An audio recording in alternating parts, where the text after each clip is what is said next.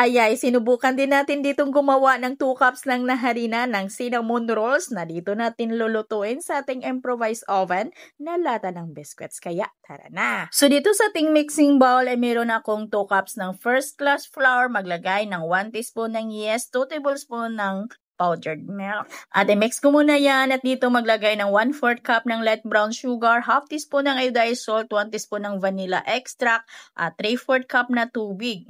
3/4 cup na tubig na yan para malambot lang yung ating dough para madali lang po siyang umalsa.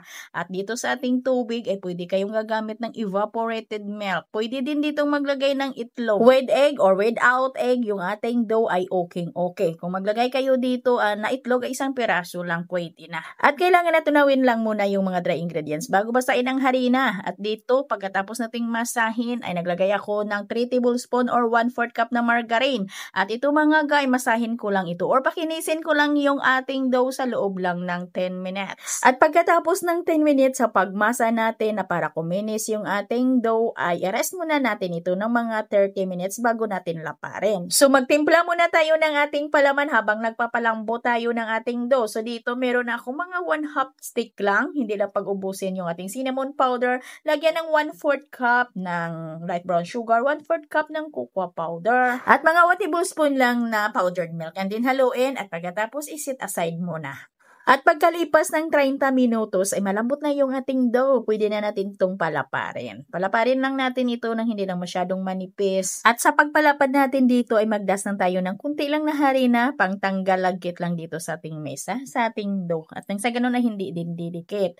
At pagkatapos nito mga ilagay na natin yung ating ginawang palaman. At bago natin dito ilagay yung ginawa natin na palaman ay pahiran muna natin ito ng margarine.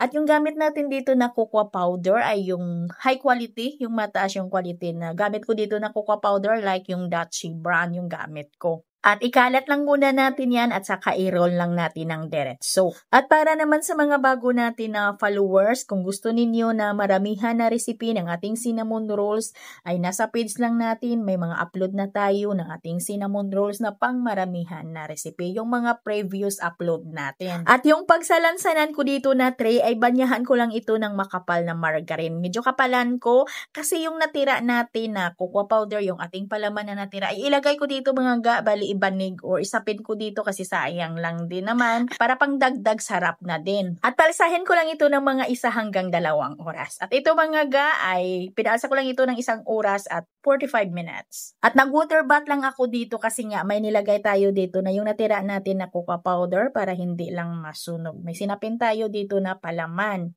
At isa lang natin na ito at kailangan ay mainit na yung ating oven. Itong aking oven ay mainit na yung improvised oven natin at kailangan tansyahin lang natin yung baga, yung init ng ating oven at yung time ng ating pagsalang. At katamtaman lang yung init. Kailangan na atin lang po talaga itong silip-silipin para hindi din masunog. Tayo talaga yung magtansya. At kung sa mga regular oven or yung may temperature na oven naman ninyo ito lulutuin, ay i-preheat nyo lang sa may 180 degrees Celsius at lutuin nyo lang sa loob ng 15 minutos. At depende pa rin ho yan sa gamit talaga natin ng mga oven.